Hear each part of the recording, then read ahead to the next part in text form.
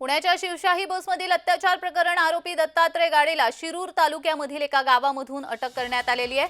पुणे पोलिसांनी आरोपीला बेड्या ठोकल्यात। रात्री 1 वाजता दत्तात्रय गाडेला अटक करण्यात आली आहे। पुणे पोलिसांनी आरोपीला लष्कर पोलीस स्टेशनमध्ये आणलेला आहे आणि आज व्हीसीद्वारे किंवा कोर्टामध्ये नेऊन सुनावणी केली जाणार आहे।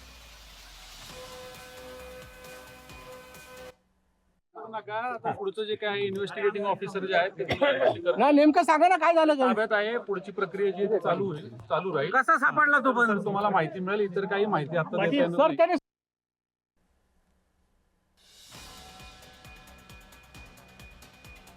आरोपीला एका गावामधून झोपलेल्या अवस्थेमध्ये अटक करण्यात पोलिसांना यश आलेलं आहे। ग्रामस्थांच्या सहकार्यामुळे त्यांना अटक करण्यात आलेला आहे। शेतातील कॅनॉलच्या बाजूला झोपलेला असताना त्याला ताब्यात घेण्यात आलेला आहे। पुण्याच्या शिरूर तालुक्यामधील एका गावामधून आरोपीला अटक करण्यात आली आहे।